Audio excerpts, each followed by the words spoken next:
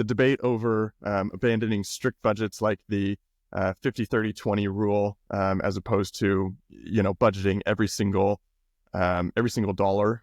Obviously I have my own personal take on it, but there's some arguments out there that it's more of an intuitive, I guess, like free form sort of approach, sometimes called like a no budget or anti-budgeting.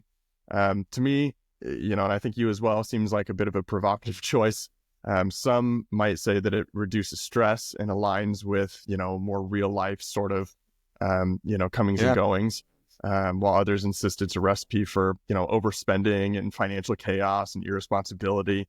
I'm curious what you think, what maybe some of the biggest flaws are you see in traditional budgeting methods, that makes like a no budget approach worth considering. Yeah. I mean, ultimately, I feel like the conversation we're having is more simply put is to budget or to not budget.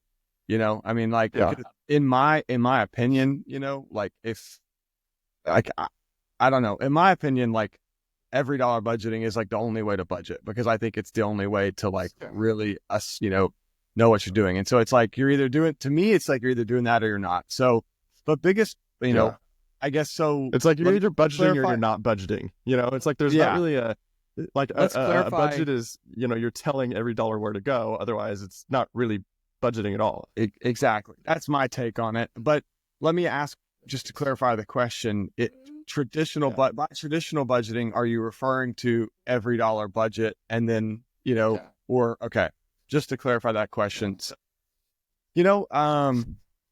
Personally, I don't see any flaws in traditional budgeting or every dollar budgeting. I guess what I think that maybe other people would see as flaws or cons would be simply the work that it takes to budget. And like you kind of said, like I could see somebody being like, oh, it stresses me out to budget.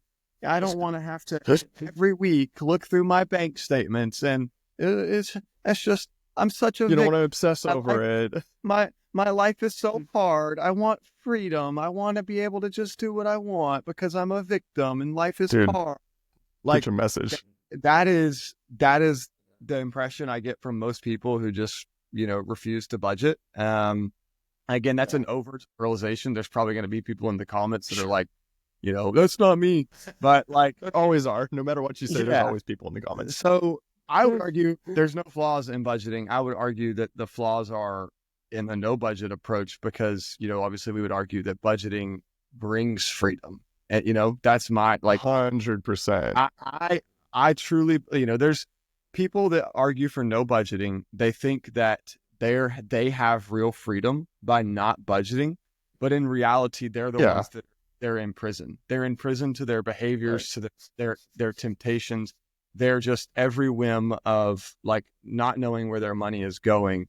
And budgeting brings freedom when you are giving an assignment to every single penny that comes into your bank account. Like, you then have freedom to spend that where you want. And if the argument is like, well, I want to be able to go out to eat, I want to be able to go to concerts, well, put it in your budget for it. And then like you then have the freedom to spend that. And so, that is my take on it. And that's a hot take. But and the thing is, like, there's not a successful business on planet Earth that doesn't budget every single dollar. Well, yeah. I mean, every single business is appropriately, effectively. Yeah. Like, none of these big boy businesses, Amazon, Apple, whatever, the list goes on and on and on, or even small businesses, that don't track every single dollar that comes in and every single dollar that goes out. It's not like they have this, fluffy kind of, 50% goes here and 30% goes here. And, they have obviously big bucket sort of categories, but at the end of the day, they also get very granular in everything. And you have to know, like, where every single dollar is going, I feel like, Yeah, well, and they may, like you said, they might have big buckets, but, when it comes time to run accounting, like, they're going to have to keep track of every expense. And so, that's what... Yeah, because the IRS is tracking them, right? So it's Yeah, exactly. Yeah, it's so interesting, it blows my mind that most people don't budget at all. Like this Yeah. idea of like no budget spending, it blows my mind that that is a commonly accepted way of life. And so maybe like, I guess like it's so foreign for me to understand because from the moment I have had the Dave Ramsey Every Dollar app on my cell phone since the day that I turned 16 and got my first job and had a paycheck. So like I've never not budgeted, and I think I can take that for granted. And so I am kind of curious, like for someone that might be new to the idea of like, for somebody like me that maybe like can't fathom, the idea of no budget spending, like how does it work? Do people just Yeah. No, wing it? well, Like, is there a dude, system? I mean, seriously, I mean, when I first heard about this idea of like 50% on needs, bills and food and things like that, 30% on wants, and then 20% saving. First of all, like the 30% on wants, honestly, you could make that like 5 or 10% on wants. Mm-hmm. That's such an arbitrary, like 30% seems huge on things that you just want. You can justify any sort of want, right? And so, I mean, for things I want, it's probably maybe like $100 a month, and the number is arbitrary, but that's like less than 5% of, income. Because, I mean, there's just, and so really what it comes down to, I think in a lot of ways is, it's people lying to themselves and thinking, oh, hey, if I, just have 30% towards all my wants, then I'll be good. And it's like, well, 30% is way more than you need for any sort of wants, at least in my opinion, And it's like, it's insane to think that you need 30% of your income to give towards things that you just want arbitrarily. Like, I don't know, man. That's my take. But yeah, I mean, this But whole even 50, beyond that, 30, like 20 thing, for like, people, like even just taking it a step further, like I feel like if you're living by a 50-30-20 rule and let's say you're not using an every dollar budget, right? You're not assigning every dollar, a mm-hmm. place to go, but you are kind of generally and vaguely operating on like a 50-30-20 rule. Like, I feel like Mm-hmm. if you're at least doing that, you're still doing more than most people. And so like take it a step further to the people True. that don't even have a concept of like 50-30-20.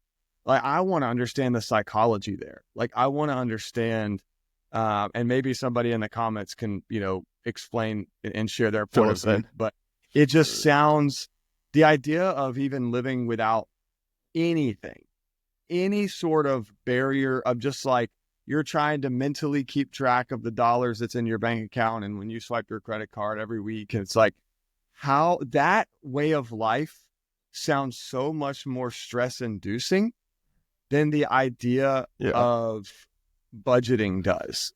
And so like, that's what I really Yeah. want to understand. How does that work? Well, the answer is it doesn't. At the end of the day, like, because again, a budget, I mean, Dave Ramsey, of course, is famous for saying it. It's telling your money where to go instead of wondering where it went. There's, I can't take credit for that statement or anything, but it's true. It's like, hey, I am telling my money where to go so that I'm not left in the dark of, well, why am I, having so much financial stress? Well, it's because you don't know where your money is going. That's why a budget is so helpful, because you're proactive with it. And you're saying at the beginning of every month, okay, I know roughly, depending on your job situation, roughly how much money I'm going to bring in. And so if I'm bringing in, just, again, using an arbitrary number here, $5,000 a month. Okay, cool. Well, I have $5,000 to spend. You don't have $6,000 to spend if you're bringing in $5,000 a month. You have, and so with that 5,000, then you're proactively saying on the front end, here's where every single dollar is going to go. And again, things fluctuate throughout the month and you have to stay on top of it. But like, if you're not going to take the time and seriously manage your finances, then you're not going to be ever successful with your finances. You're never going to win with your finances. You have to take a proactive, intentional approach with it, as opposed to this like, laissez-faire, like, oh, 50% goes here and 30% is to whatever I want, and then 20% is to saving. Like 20% savings is a great goal and everything, but the 30 and 50, I mean, it differs so much. Yeah. What do you think? I mean, I think ultimately, like, what I, as I'm listening to you and as we're unpacking this, what it comes down to is like, and this is just one guy's opinion. I'm a pretty opinionated person, and so take it for what it's worth. Yeah. Like, I think if you don't have an every dollar budget, then you have no real goals or ambitions. Like I think that, I mean, unless you're just like filthy rich and have more money than you know what to do with, then, but that's not most people. And so, like, I think if you're not, like if I was, making $30 million a year, the chances that I would live by an every dollar budget might be a little bit lower. I kind of get that if you kind of just, but that's not the reality of, 300 and something million Americans. Like, so Right. I think if you're not living by an every dollar budget, you probably have no goals. Even if you're living by a 50, 30, 20 kind of rule, I think it's hard to say that you have any sort of goals or ambitions, because this goes into, this is what we ultimately want to get into, right? Is the psychology behind money. Why do we do? Mm-hmm. And something I've been learning in life this last year is that, like, you can't say that something is a goal. You can't say that something of value to you, like a core value to your life, if the actions that mark your life don't align with, those values. For instance, like, I can't say that I value health and fitness if I don't exercise or don't diet appropriately, right? I can't say that I can't go around and tell people that I'm a reader if I read a book once a month, or like I open up a book once a month. Right. You can't, you're just lying to yourself if your actions don't align with your values. That's a core kind of fundamental in reality. And so it's that whole kind of idea of like, a dream, or what is it? A goal is just a dream unless you plan it out. Vision and 50-30-20 is vision without execution is hallucination. There you go. Vision without execution is hallucination. Some old dead guy said that. You're going to have to, maybe some comments can tell me what old dead guy said that. Maybe Albert Einstein, I don't know. Just, but vision without execution is just hallucination. So, I mean, if you have somewhere that you want to be financially, but you're not putting anything in place to get you there, you're just living in a fairy tale, is kind of what we're saying. And that's why I'm curious, is there ever a, because again, like one of the things we talk about a lot is, finances are nuanced. Like, there's not a one size fits all. Is there an argument to be made for, very generally speaking, 50-30-20? I mean, I guess where I'm going with this is like, okay, again, because financial situations are very nuanced, it's not a one size fits all. It's not black and white most of the time.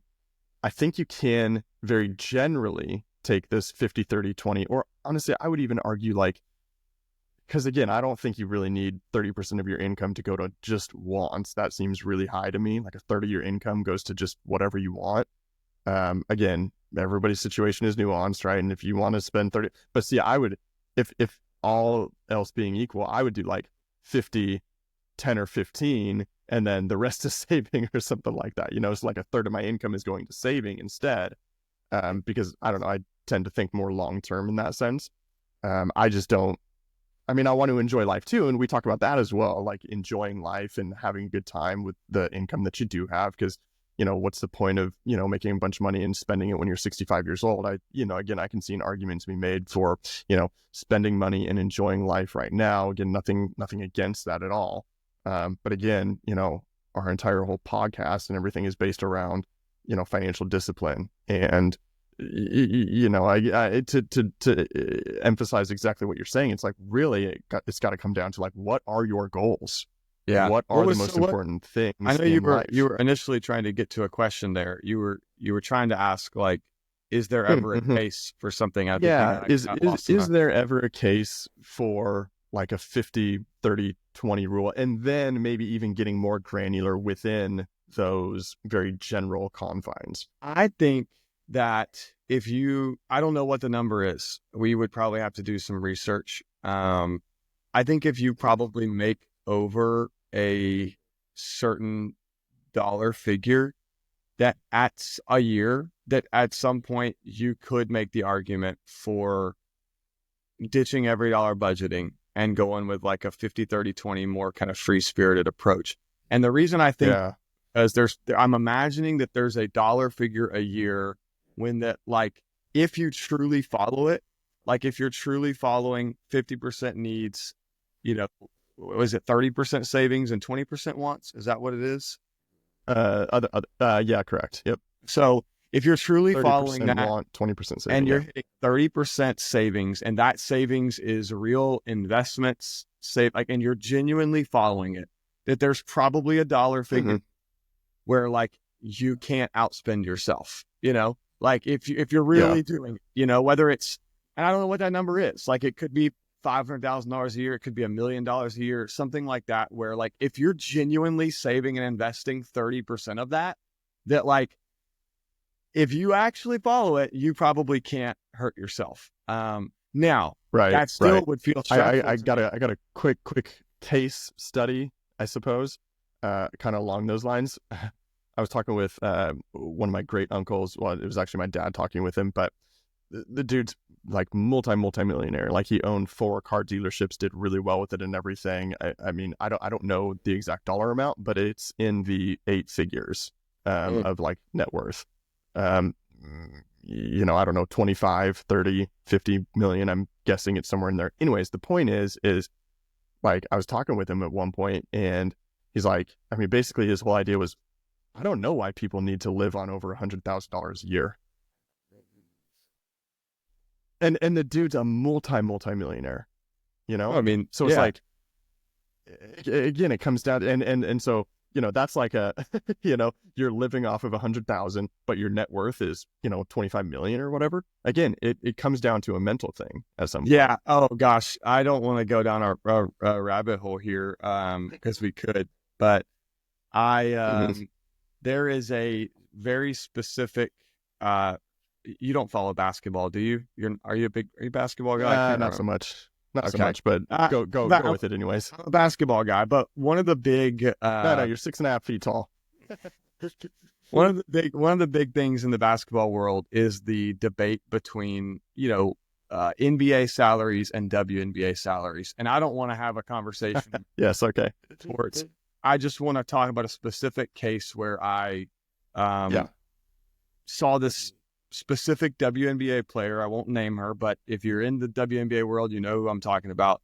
She has made it her mission to publicly complain about like how she can't live off of a WNBA salary. Now, the WNBA, I think her salary is like $1,000 or so from the WNBA, and then she's got sponsorships and other deals and other things. Sure. And the issue I have with it is because it's a victim mentality. It's I've chosen to. It just seems ironic that there's somebody that's making $80,000 a year to play a sport that's complaining that she can't live off of it. But the reason she can't live off of it is she's already pre-decided what her lifestyle is going to be. And so, the lifestyle she's chosen doesn't like line up with the dollar figure that she's being paid. But she makes these blanket statements like, I can't live off of $80,000 a year or whatever it is, when that's over the median household income for like most of Americans who are living Yeah. off of less. And so it's like, that's what I'm getting at is like, it is a mental thing where like we have to be okay with a certain lifestyle. And Hmm. when we are okay with a certain lifestyle and we accept contentment, then like Yeah. the dollar, we've talked about this before. There does come a point when like 100%. dollar figure a year doesn't change much as long as you are Right.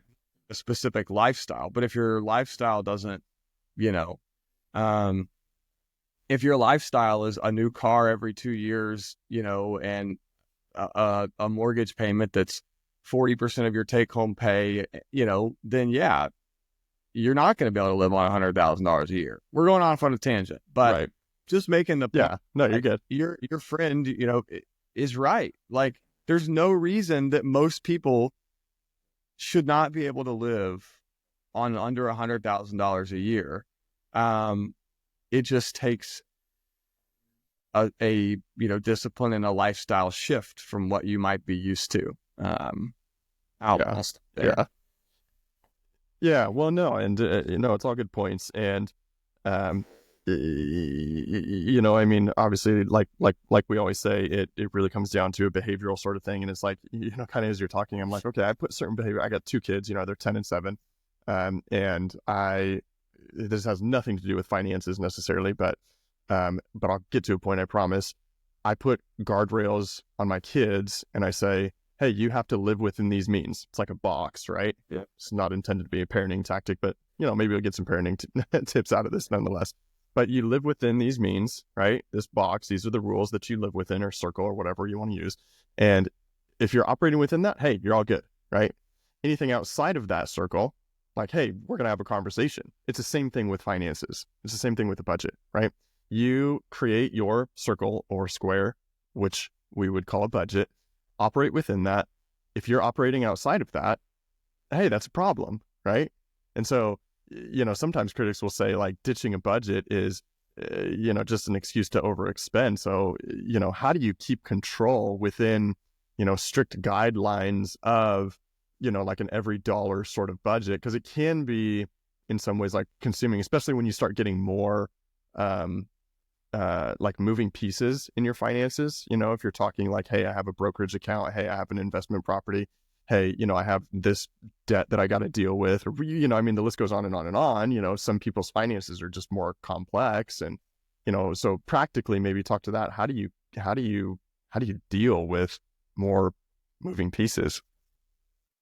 Yeah. I mean, at some point I would just be paying somebody else to do it. If I'm being like, if I had that many, There you go. I would be like, Financial advisor. yeah, financial advisor, accountant. But I understand that's not realistic for everybody. But if that's the situation, I'm dealing with rental properties, like, I want someone else in my corner that's kind of helping actively manage that. But yeah, I don't know. I guess I'm trying to figure out, like, are we trying to make a case for like why somebody would ditch a budget? Is that what we're, or are we, so what are we trying to, what's the conversation you and I are having here? Are we making a case for when is it okay to ditch a budget, or are we trying to say that no matter your lifestyle that you should budget? What are we? I think our argument, pretty plain and simple, is like, no matter what your lifestyle is, no matter what your personality is, there's no excuse not to budget. Okay. Okay. I mean, yeah, I agree. I'm just making sure that you and I are I think. yeah. And even if we don't agree, like that creates for good content, right? Yeah, exactly. Well, and that's why we're just riffing. We didn't come into this with any script or anything. We're just like, figure. And so that's why I'm clarifying kind of some of your statements, what you're arguing. Because it sounded like for a moment there, you might be saying that like there is a point when somebody doesn't have to. And so I was like, let's just clarify that. But yeah, I kind of got lost on where we were going with that whole thought. Oh, that's great. But yeah. How do you keep control without? Again, this would be in favor of the argument of having more blurred lines. I guess maybe that's the best way of putting it. More blurred lines in your budget and less hard lines. How would you again, we don't advocate for this, of course, but how do you keep control without strict guidelines? I can't even conceptualize a way. I was going to say, that is the question of the hour. If anybody listening to this, if you know how to do that, you got any ideas, let us know. I can't even, I can't conceptualize, I can't even fathom having any kind of control over your money with blurred lines. I just don't see. Yeah. So, okay, so talk about this then, because everybody has a different personality, right? Like I tend to be very much like, black and white, like every dollar, every penny, I want to know where everything's going. But, and then Dave Ramsey's famous for saying, the free spirits versus the nerds. I'm 100% a nerd, and like, I'm proud of it, frankly, like whatever. But is there a no budget, or do you think the no budget approach is better suited for certain personalities that are more free spirited? What do you think? Yeah, that's a great question. So, because I've definitely heard that before. Like I've heard people say like budgeting just doesn't align with my personality and the type of person I am. And so like I'm more free spirited, and I want to say a word I can't say. You know what it sounds like? To me, it sounds like an excuse. It's like, I'm like, that's total BS, because the way I look at finances, I look at it the same way that somebody would look at exercising, dieting, like every, like so all good. These, like, gosh, I want to say words I shouldn't say. If you're just a lazy bum, like, that does not eat healthy and is like overweight, and you're just like, I don't want to diet or exercise because I'm a free spirit. Like, we would be like, that's such an excuse. Yeah, we'd be like, that's BS. And I think that's the same sort of argument we should make for money. Like, I don't think money should be based on your personality. I think budgeting is a discipline for life that is this matter of personality. Yes. And if you are a free spirit, discipline is so important. If you are a free spirit, that discipline is going to make you a better person. Like, being a free spirited personality is not an excuse for a life of no discipline. Yeah. That's put a pin in it, man. Yeah. Like, okay, so let's get practical then. I think we made the argument for like we're not believers in, some blurred lines, 50-30-20 kind of rule. Again, I can see some arguments, but here's the thing. Okay, 50-30-20, I'm 100% on board with it, as long as within that 50-30-20, you are tracking every dollar. Fair? I would say sure, depending on your level of income. I would argue that I would argue I appreciate that nuance. Yeah, I mean, I would say, and depending, again, this goes back to, what we want to accomplish here is, we have said over and over again that one of our frustrations with financial content is that like everything is kind of black and white, and there's not there's one right way to do it, period. Yeah. And so like, I would say that, as black and white as we may have been at points in this conversation, I would say that there may be some contextualization that applies, but like, if you're... you could say then that like, instead of 50-30-20, you could say, 50-20-30, which would be basically 50% needs, 20% wants, and then 30% saving, or 60-20-20, maybe. 60% needs, 20% saving. Like, if you're financially responsible, you have no bad debt, right? Like, you've got no massive car loans or, high interest student loan debt, or... I do have a massive car loan. You know what I'm trying to say? Like, you're not in crippling debt. Yeah. You have control over your finances. You know what you're doing. Like, not necessarily do you have debt or have no debt, but you know what you're doing. You're moving in a positive direction, and your income is a certain level where, like, you're not necessarily concerned where the next paycheck is coming from. Like, then sure. If you want to live by 50-30-20 because it just makes you feel better, like, I'm not gonna force you to. However, if you are what I feel like most Americans are in, which is probably 70%, living paycheck to Yeah. paycheck, no idea where your money is going. You have debt out your eyeballs that you're making minimum payments on that you can't catch up, and you're just swiping that American Express every single day and just making the bill go even higher, then I would call total BS on the 50-30-20. Like there's no, like Yeah. there's zero. And so that's why I would say majority of Americans should follow an every dollar budget. And I would be black and white about that. Yeah. But then I would Yeah. say that there are some contextual opportunities where like I'm looking at somebody like you. Like I know that like you went out and bought your Tesla and you financed it. Yeah, I did. Even though Yes, you I didn't did. have At to. 2%. Yeah, you didn't have to. You could have paid cash for it. You got a great interest rate. Like, I don't look at somebody like you and be like, oh, that's somebody that's out of control. Like, you know what you're doing. And if you came to me and was like, Yeah. me and my wife are deciding that we're going to follow, a 50-30-20, I'd be like, okay, I think you got it together. If that, I wouldn't do it, but if you do it, cool. But sure. Well, yeah, and I guess let me clarify a little bit around that whole statement. When I say 50-30-20, again, I think where people who, subscribe to this kind of argument, this 50-30-20 thing, they just want to feel freedom and almost like they want to just push off responsibility when ultimately it's going to come around at some point and bite them. But I guess what I'm trying to say is within that 50% of needs, you have, 20% of that 50% goes to your housing payment.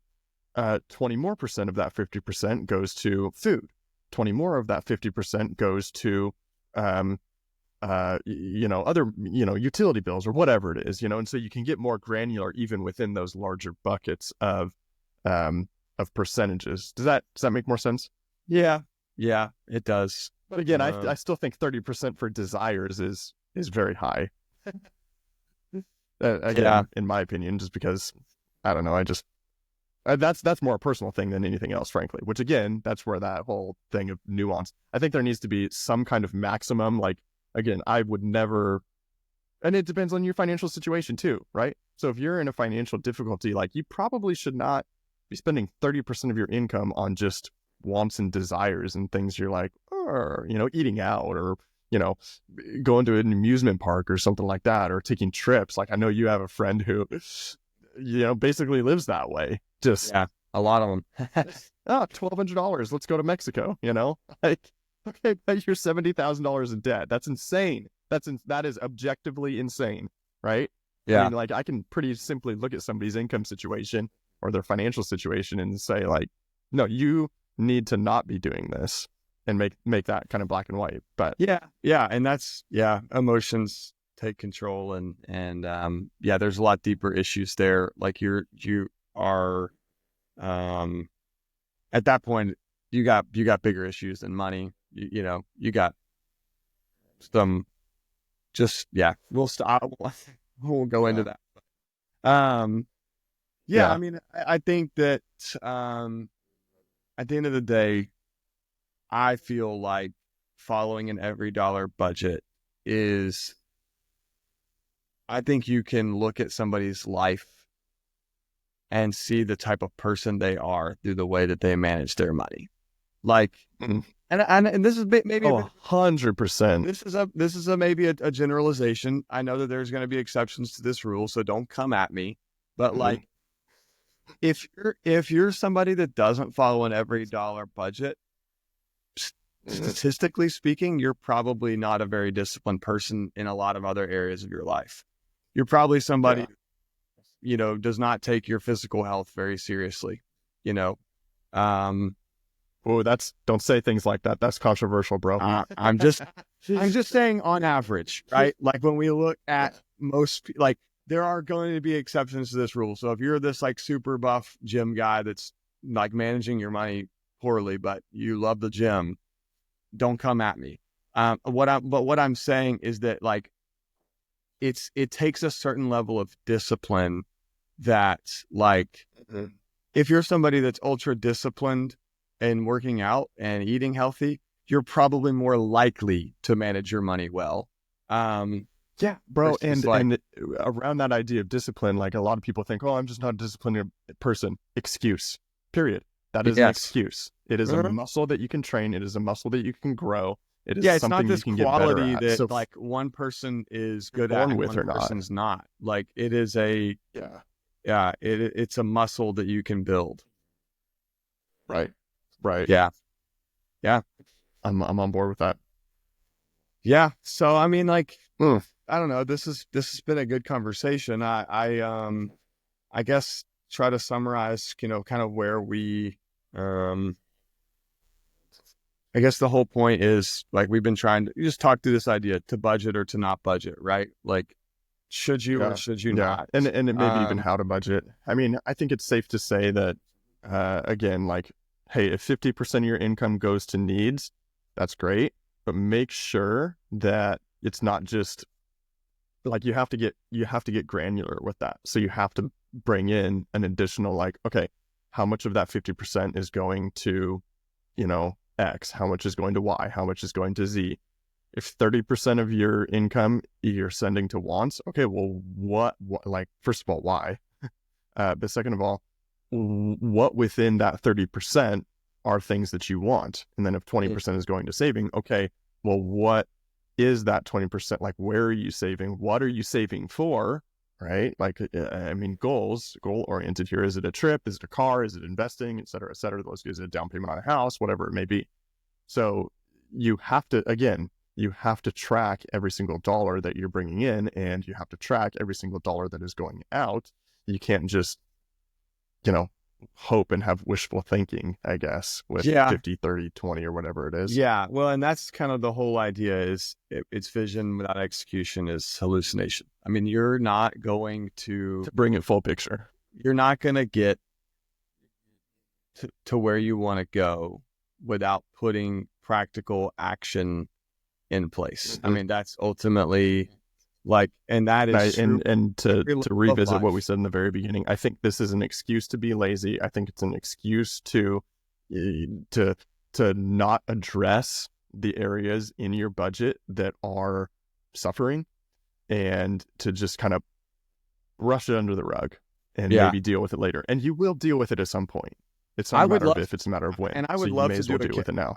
I would love to do a case study to, if anybody listen to this, well, you want to be a subject in our case study, let's do it. So let's take two people, two families, one family following a strict every dollar budget that is, and this is a tangent. I'm about to go on it, but one of the things we're missing, we're like, I think 50, 30, 20, that idea is a good principle to bring into your every dollar budget. You know what I mean? Like, yes. Like, sure. I think rather than looking at them as two separate things, like, I think you should take your every dollar budget and maybe align it around, like, as we're assigning every dollar. So rather than thinking about them as two separate things, maybe thinking about them as the 50, 30, 20 as like a subset of every dollar budgeting, or vice versa. Every dollar budgeting inside of the 50, 30, 20 rule is probably the way to go. But let's take one family who's doing that, right? Doing that every day for 5 years, and take one family that's just willy-nilly, like no budget spending. And let's see, 5 years, which one is living with more freedom? Which one has more freedom? Yeah. I guarantee you every time. I mean, I would venture to say. Yeah. And it would be the family budgeting. And yet the people who would argue for no budget spending are sitting around saying, well, I just want my freedom now. Totally. And they're going to say things like, well, I want to enjoy my life, and again, there's an argument to be made for that. But again, I think it's ignoring the long-term sort of situation that you're going to be running yourself into, because at the end of the day, financial success ultimately comes down to behavior. Yep. That's it. And at the end of the day, it's That's it. that's Where what we can people want reach us? Where can people reach us? everywhere. TikTok, Instagram, Discord. You're gonna find all those links. If you've been around and you've been watching some of our stuff and you made it this far into this video, we're experimenting. We're trying things. Don't count on our socials to necessarily be always super active. We're just figuring out what this looks like. That's why we're just having these conversations. We'd love for you to come along and kind of tell us what you want, join our Discord and start a conversation with us. Tell us what you'd like to see.